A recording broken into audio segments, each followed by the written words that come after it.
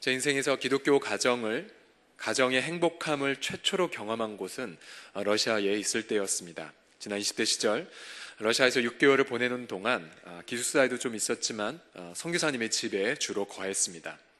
그때에 기독교 가정이 이러한 곳이구나라는 것을 난생 처음, 그러니까 20대 후반에 제 인생 처음으로 경험했습니다.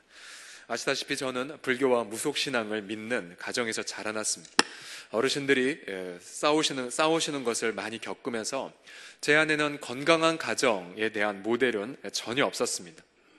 또 명절날만 되면은 괴롭게 너무나도 마음이 좀 아팠었고요. 근데 제 생에 처음으로 모든 식구들이 예수님을 믿는 가정에 제가 있어 보았습니다. 성교사님 4분과 3명의 어린 자녀들이 매일 저녁 성경을 돌아가면서 읽고 함께 기도를 드렸습니다. 가정 안에 주님의 임재가 이렇게 넘칠 수 있구나라는 것을 제가 처음 경험하면서 그 기독교 가정 가운데 임하는 평강, 또 어려운 일이 있었을 때에 가족들이 함께 기도하고 또 헤쳐나가는 그 모습을 보면서 제 가운데에 가정에 대한 그런 모델이 처음으로 세워진 저한테는 굉장히 뜻깊은 경험이었었습니다. 우리 사랑하는 성도님들, 우리 주님의 그 임재라는 것이 두세 사람이 예수 이름으로 모인 그곳에 함께 하시는 것을 믿으십니까?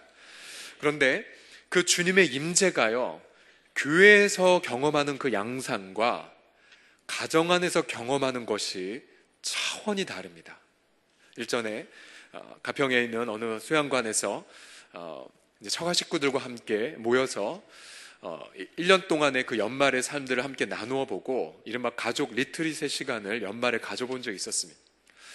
근데 교회에서 셀모임, 교회에서 사랑방 나누는 것과는 차원이 다르게 한 해 동안에 주셨던 은혜들, 그리고 한 해 동안에 주셨던 아픔들, 감사들, 그것이 눈물과 함께 터져 나오는데요.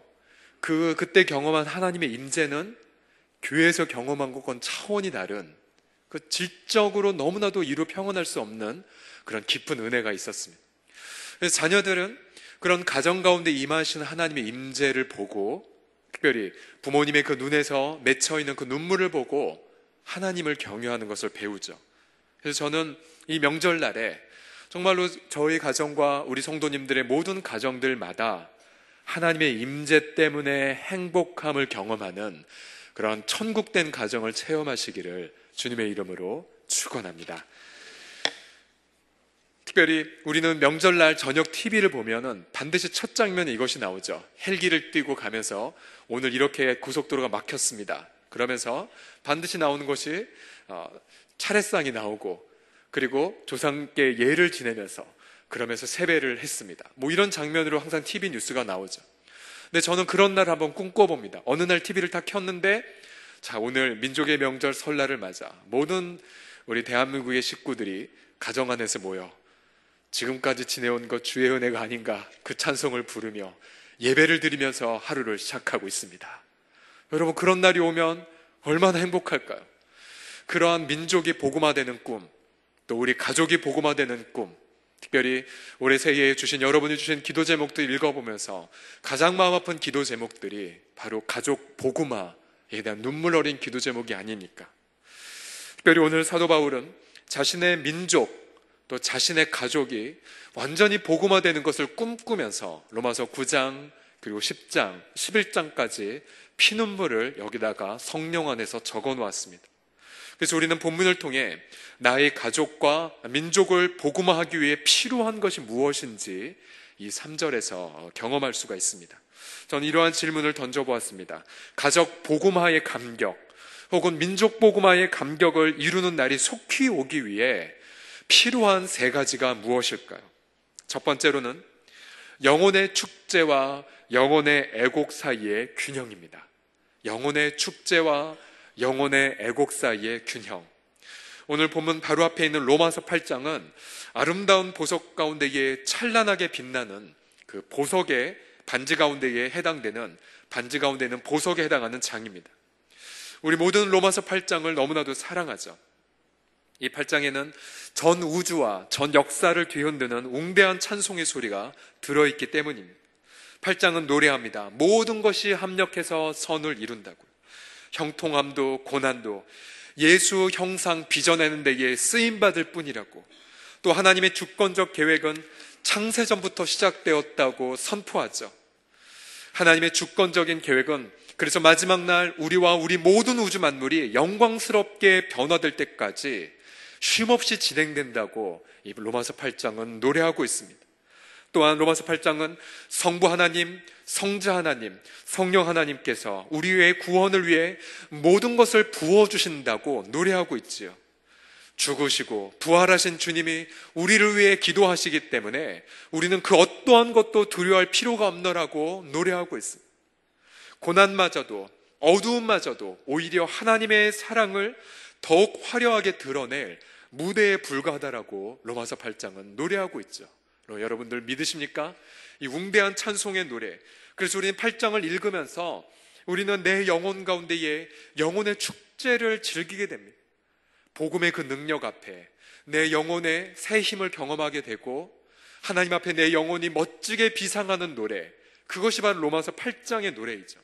저는 우리 모든 서롱성교회 지체들이 날마다 어떠한 상황에서든지 상관없이 영혼의 축제를 즐기시기를 주님의 이름으로 축원합니다. 그런데 오늘 본문 9장 1절을 보게 되면 이 노래의 어조가 갑자기 바뀝니다. 축제의 노래가 갑자기 애곡의 노래로 바뀌어집니다. 고통과 눈물의 신음소리가 들리지요. 9장 1절과 2절을 다시 한번 읽어보겠습니다. 시작. 내가 그리스도 안에서 참말을 하고 거짓말을 아니하노라. 나에게 큰 근심이 있는 것과 마음에 그치지 않는 고통이 있는 것을 내 양심이 성령 안에서 나와 더불어 증언하노니. 보십시오. 영혼의 축제 앞에 감격하던 바울은 갑자기 우리 가운데 영혼의 애곡 소리를 들려줍니다. 로마서 8장 39절과 로마서 9장 1절 사이에는 그 어떠한 접속사도 보이지 않습니다. 이 연결이 매우 비논리적입니다. 그런데 영혼의 축제가 갑자기 애곡으로 이어지게 되죠. 왜 그랬을까요? 이 빈논리성을 어떻게 설명할 수 있겠습니까?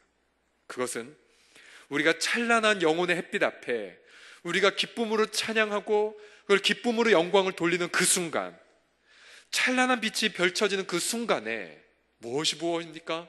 그것은 바로 우리 가운데에 믿지 않는 가족들, 아직까지 고통 가운데 있는 민족의 아픔이 보이게 된다는 것이죠. 이 너무나 역설적인 사실이죠.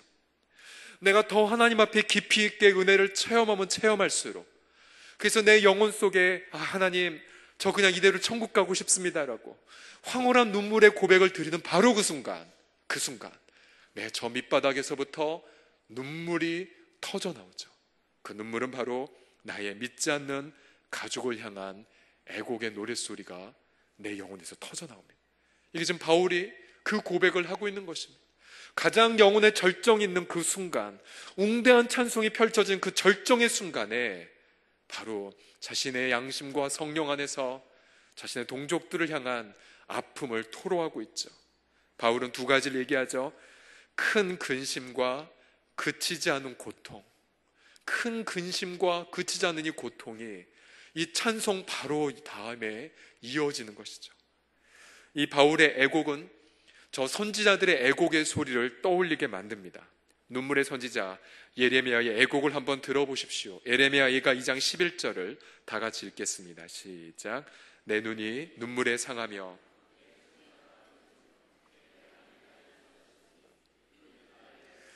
패망하여 어린 자녀와 젖먹는 아이들이 성읍 길거리에 기절함이로다. 얼마나 고통스러운 고백입니까? 선지자가 얼마나 많이 울었으면 그 눈이 눈물 때문에 상하고 또 창자가 끊어지고 자신의 간이 땅에 쏟아지는 것 같은 고통을 호소하고 있습니다. 이것이 바로 진짜 은혜를 체험한 사람들이 자신의 믿지 않는 가족들을 향한 영혼의 본능의 외침이 아니겠습니까? 우리가 복음의 그 은혜 그리고 복음의 능력을 체험하면 체험할수록 죄와 사망에 매여 있는 우리의 가족들 그리고 고통 가운데 놓여 있는 한국교회가 불쌍하게 보이죠. 그래서 우리는 영혼의 축제와 영혼의 애곡을 함께 부르게 됩니다. 우리 사랑하는 성도들이요, 우리가 우리의 가족을 완전하게 복음하기 위해서는, 그리고 우리가 민족을 완전히 복음하기 위해서는요, 이 영혼의 축제와 영혼의 애곡의 균형이 잘 이루어져야 합니다. 정말 내 영혼이 복음의 능력을 제대로 체험하고 있다면, 그리고 그렇게 자랑하는 사람이 있다면 반드시 그의 배후에 영혼들을 향한 눈물의 애곡이 있는지를 살펴보아야 합니다. 만약에 이런 자신의 가족들을 향한 눈물이 없고 민족을 향한 아픔의 기도가 없다면 그 사람의 영혼의 축제는 거짓된 가능성이 많습니다. 근데 반대로 늘 영혼의 애국만을 생각하면서 밤낮 우울해하는 분들이 있지 않습니까? 그럼 그분들도 반대로 가족 복음화의 날은 더디올 수밖에 없습니다. 우리는 깊이 있게 너무나도 우울한 채 에레미야처럼 하나님 내 창자가 끊어지고 내가 아무리 하나님의 은혜를 체험한들 내 자녀가 돌아오지 않고 내 배우자가 믿지 않는 한 저는 하나님 앞에 기뻐할 수 없습니다라고 아무리 노래해도 그 깊은 애곡 속에 주님은 이러한 말씀을 들려주시죠. 그래, 내가 알겠다. 네 눈물과 네 고통을 내가 흠양했다. 내가 그 짐을 이룰 테니 이제 너는 내 안에서 어린아이처럼 잠시 안식하려무나. 그래서 영혼의 애곡은 다시 영혼의 안식으로 이어지게 되고, 그럼 우리는 가벼워진 영혼의 마음으로 일상의 삶 속으로 들어가게 되죠. 다시 우리 가운데 임할 영혼의 축제를 준비하게 됩니다. 이런 반복된 패턴, 영혼의 축제, 영혼의 애곡, 그리고 주 앞에 나의 고통을 아뢰고 나서 다시 영혼의 축제를 즐기는 삶. 로마서 9장, 로마서 10장, 로마서 11장까지 사도 바울이 경험한 그러한 고백의 흐름입니다. 바울도 로마서 9장 눈물과 애곡으로 시작했다가, 그러다 하나님의 깊은 섭리를 깨닫는 걸 노래하다가, 그러다 마지막 로마서 11장에는 마침내 이스라엘 백성들의 숫자가 이방인들이 다 돌아오는 그날 완전히 자신의 민족이 복음화된다는 비밀을 성경을 통해 깨닫습니다. 그래서 마침 로마서 11장은 다시 웅대한 찬송으로 노래하죠. 깊도다 하나님의 그 지혜의 부요함이요. 그래서 바울은 영혼의 애곡으로 시작하여 그리고 다시 영혼의 축제를 즐기는 이 9장, 10장, 11장을 통하여 자신의 가족과 자신의 민족의 복음화의 비밀을 우리 가운데에 밝혀주고 있습니다. 제가 5학년 때에 저희 어머님과 나이와 생일이 똑같아서 어머님과 쉽게 친해지신 집사님이 한 분 계셨습니다. 근데 그 당시에 저희 집은요, 만약 누군가 성경책을 선물하면 그 당시에 살아계신 저희 친할머님께서 부정탄다, 성경책 갖다 버려라. 그래서 실제로 많은 성경책이 집에서 선물 받으면 버려졌었습니다. 그리고 또 저도 그거에 도움을 드렸습니다. 예를 들어서 믿는 분이 저희 집에 와서 전도하고 가면 저희 할머님은 부정탄다고 굉장히 싫어했었고요. 또 마침 제가 또 부정을 타서 제가 목사 될 사람이었는데 불구하고 그 어린 시절에는 제가 시름시름 아팠다고 합니다. 그러니 이 2대 독자의 아픔을, 몸살을 본 저희 할머님은 얼마나 더 강경하셨어요. 그렇지, 기독교인들 재수없으면 절대 우리 집에 들어오면 안 돼. 그런 강팍한 집안에 살았습니다. 믿어지십니까 여러분? 그런데 그 집사님은 남편을 일찍 여였고 홀로 두 아들을 키웠던 사실 불쌍한 과부셨습니다. 그런데 그분이 생일과 나이가 똑같으시니까 우리 집에 들어오는 게 허락이 되었고, 그분이 오셔서 하셨던 말씀, 교회 다니면 마음이 평안해요. 이 말씀, 그 말씀, 평안해요라는 그 말이 제가 초등학교 5학년 때 들었는데 그 후에 5년 후에 제가 예수님을 구주와 주님을 영접하는 그날까지 5년 동안 제 영혼 밑바닥 속에 계속 맴돌았었습니다. 아, 그렇구나. 교회 가면 평안하구나. 저는 어릴 때부터 저희 그 할머님의 영향을 받아서 소신 있게 교회에 가지 않았던 사람이었습니다. 어린 아이한테 제게 누가 전도지를 주면 저는 그 앞에서 찢었어요. 그리고는 떡을 준다고 해도 저는 교회에 절대 가지 않은 소신 있는 불교 신자였음을 여러분 믿으시기 바랍니다. 그런데 그 집사님의 고백이 제 영혼 속에 들어왔어요. 그분은 결코 노래할 수 없는 가정 형편이었는데 그분의 마음속에 있는 영혼의 축제의 노래소리가 우리 귀에, 우리 가정에 처음으로 들어왔다는 것이죠. 사랑하는 성도님들이, 만일 날마다 슬픔과 고통 속에 사는 분이 있다면 어느 누구도 그 사람의 메시지를 들으려 하지 않을 것입니다. 그렇지만 고통 속에서도 마음의 평안을 누리고 실패 속에서도 확신을 가지고 있다면 그의 말을 경청할 것이죠. 그래서 우리 사랑하는 성도님들, 우리가 명절 전에 우리 가족들을 만나기 전에 자신을 한번 점검해 봅시다. 내 영혼은 과연 영혼의 축제를 즐기고 있는가? 그리고 또 한 가지 결심을 해 주십시오. 기도 시간에만 애곡과 고통의 눈물을 흘릴 것을요, 그냥 이 자리에서만 가족을 향한 아픔의 눈물을 다 쏟고 가십시오.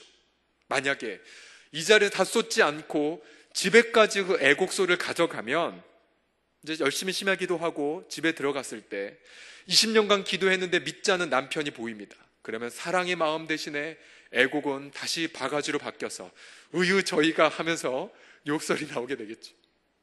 또는 우리 방황하는 자녀들에 대한 아픔, 이 자리에서만 다 눈물 쏟으십시오. 그리고는 집에 갔을 때는요, 아이들 그냥 사랑으로 포옹해 주십시오. 위로해 주시고, 그리고 용서해 주시고, 그리고 내가 너를 축복한다라고 잔소리하지 마십시오. 그가 장성했다 할지라도 그냥 포옹해 주십시오. 그러면서 그에게 내 속에 있는 영혼의 축제의 소리를 들려주십시오. 그러면은 우리 가운데 가족 복음화의 날이 속히 우리 가운데 오게 될 줄을 믿습니다. 두 번째로, 가족 복음화의 감격을 이룬 날이 속히 오기에 필요한 것은 무엇입니까? 두 번째로 본문은요, 성령을 통해 양심의 기능이 새로워져야 한다라고 말합니다. 성령을 통해 양심의 기능이 새로워져야 한다고.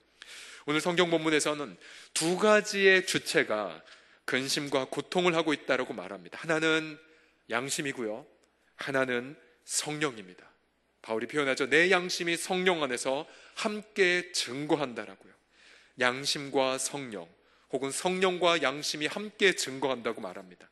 다시 한번 우리 9장 2절 부분을 함께 읽겠습니다. 시작. 나에게 큰 근심이 있는 것과 마음이 그치지 않는 고통이 있는 것을 내 양심이 성령 안에서 나와 더불어 증언하노니. 자, 보십시오. 양심은 선과 악을 분별하는 마음의 기관입니다. 양심 때문에 선과 악을 분별하고 선을 행할 수 있죠. 문제는 우리의 타락으로 인하여 아담과 하와의 죄 때문에 양심의 기능이 크게 훼손되었다는 사실입니다. 선을 보아도 선하다고 말하지 못하고 악한 것을 보아도 죄책감을 느끼지 못합니다.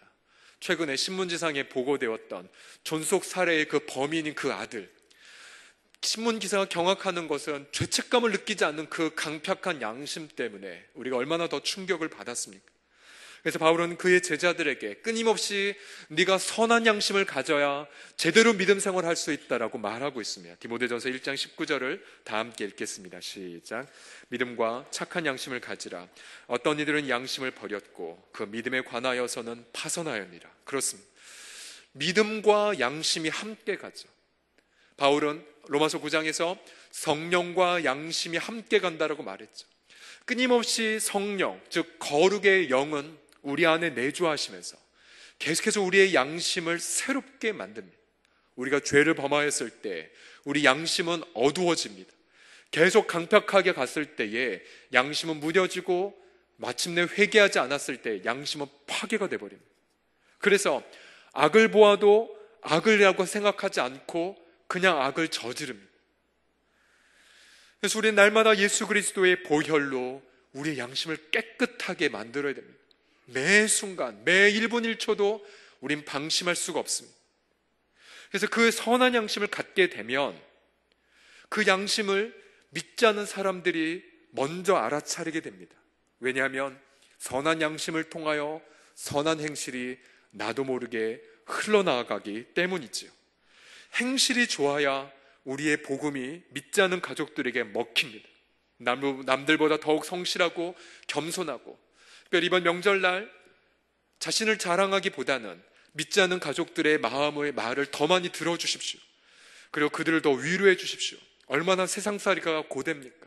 특별히 우리가 명절날만 되면, 저도 그렇지만 뭔가 자랑하고 싶지 않습니까? 우리 아이의 성적부터 시작하여 우리 남편의 월급부터 뭔가 자신에게 잘한 것들을 자랑하고픈 욕망이 있지요. 그러나 그 욕망은 잠시 내려놓은 채 믿지 않는 가족들의 그 아픔과 격려할 것 있으면 마음껏 시간을 들이십시오. 그리고 격려하시고 축복하십시오. 그러면서 그들은 우리 가운데 있는 선한 양심이 자신들을 향하여 외치고 있다는 것을 인지하게 될 것입니다. 마태복음 5장 16절에 보면 우리 주님이 믿지 않는 사람들 앞에 너희가 착한 행실을 가질 것을 이렇게 권고하고 계십니다. 다 같이 함께 읽겠습니다. 시작. 이같이 너희 빛이 사람 앞에 비치게 하여 그들로 너희 착한 행실을 보고 하늘에 계신 너희 아버지께 영광을 돌리게 하라. 그렇습니다. 우리 한국교회가 불신자들에게 조롱과 비판을 받는 이유가 무엇입니까? 그것은 바로 우리 교회 지도자들이 바로 기본적인 양심을 버렸기 때문이 아닙니까? 정직에 있어서나 또 순결함에 있어서나 물질에 있어서 회사보다 더하지 못한, 회사보다 월등하지 못한 그러한 기준을 가지고 우리가 함부로 행했기 때문이 아닙니까? 우리의 양심이 파괴되고 양심과 함께 증거하는 성령의 외침을 무시합니다. 우리 악한 행실 때문에 전도의 문이 완전히 막혀버리게 됩니다. 저는 기도합니다. 우리 서울홍석교회 성도들, 아니 저를 비롯하여서 우리 모든 어떠한 성도를 할지라도 우리의 잘못된 행실 때문에 욕을 먹는 사람이 한 사람도 없기를 저는 기도합니다. 선한 양심, 선한 행실 때문에 이번 명절에 자신 앞에 전도의 기회가 활짝 열리는 것을 경험하는 우리 모든 성도들이 다 되시기를 주님의 이름으로 축복합니다. 마지막으로 가족 복음화의 감격을 이룬 날이 속히 오기 위해 필요한 것은 무엇입니까? 마지막으로 바울은 이렇게 권고합니다. 가족을 위해 생명을 바치는 기도를 드리라고요. 생명을 바치는 기도. 바울은 이렇게 고백합니다. 9장 3절을 보시면요, 우리 같이 함께 읽겠습니다. 시작. 내 자신이 저주를 받아 그리스도에게서 끊어질지라도 원하는 바로라. 전에도 함께 중보기도에 대해서 나누었을 때 이 구절을 한번 소개한 적이 있었습니다. 이 구절을 좀 더 자세하게 연구하고 묵상해 보았을 때에 제가 큰 충격을 받았습니다. 여기서 저주를 받다는 단어가 무슨 뜻인지를 찾아보았습니다. 이 단어는요, 원래 헬라어로 아나세마라는 단어인데, 제가 굳이 헬라어를 든 이유가 뭐냐면 이 단어는 구약에 있는 다음의 단어를 번역한 단어였습니다. 구약에는 무슨 단어가 있냐면 바로 헤렘이라는 단어가 있어요. 헤렘. 자, 이 헤렘이라는 단어는 아마 구약 성경 전체에 나온 단어 중에 가장 무시무시한 단어가 될 것입니다. 이 뜻은 어떻게 구약에서 번역되었냐면요, 온전히 바친 물건 혹은 마땅히 멸할 물건 등으로 번역된 단어입니다. 그 의미는 이렇게 해석할 수 있습니다.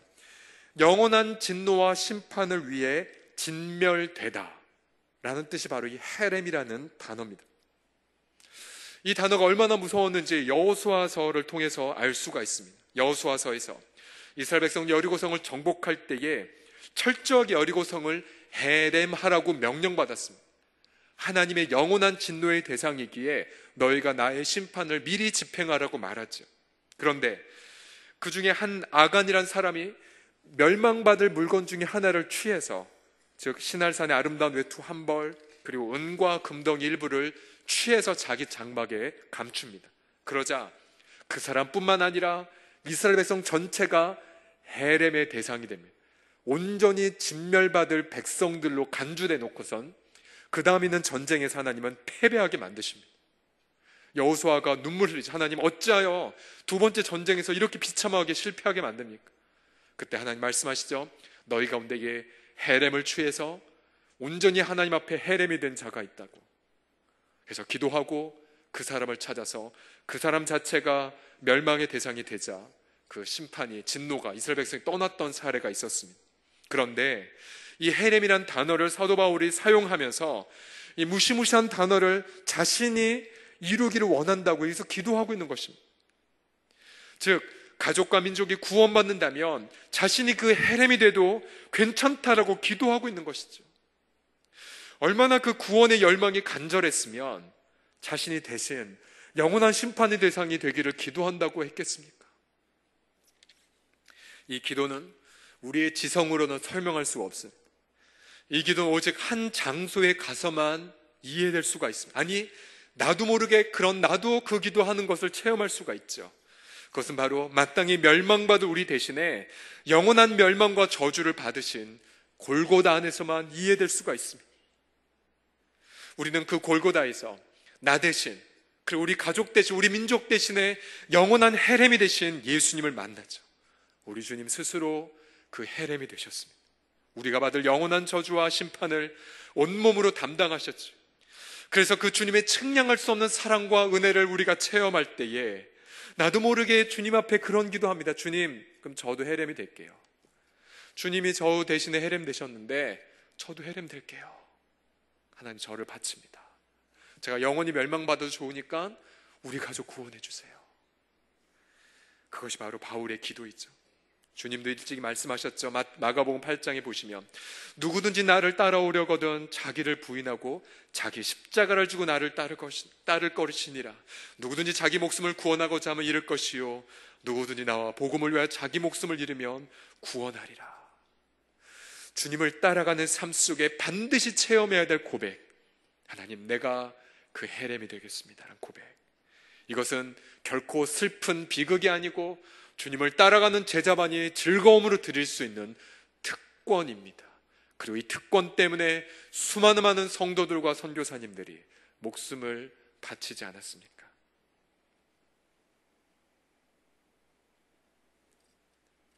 우리 가족 복음화가 되기 위하여 그 날은 굉장히 길 수가 있죠.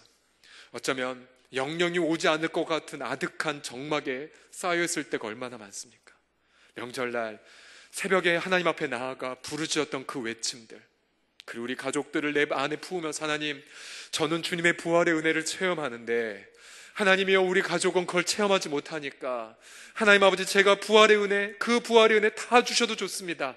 구원해 주십시오라는 그 절연한 눈물, 그 눈물 주님께서 이 저녁에 흘리기를 원하십니다. 오늘 이 마음, 한국 선교의 개척자였던 언더우드 선교사의 그 기도문을 다시 마음에 함께 새기고 싶습니다. 선교사님이 이렇게 기도했다지요. 주여, 지금은 아무것도 보이지 않습니다. 메마르고 가난한 땅, 나무 한 그루 시원하게 자라오르지 못하고 있는 이 땅에 저희들을 옮겨와 심으셨지요. 그 넓고 넓은 태평양을 어떻게 건너왔는지 그 사실이 기적만 같습니다.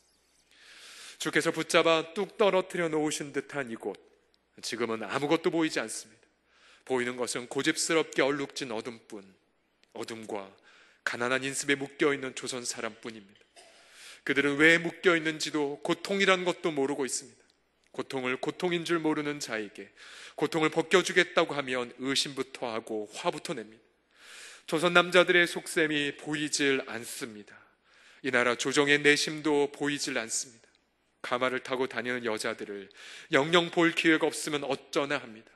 조선의 마음이 보이질 않습니다. 그리고 저희가 해야 할 일이 보이지 않습니다. 그러나 주님, 순종하겠습니다.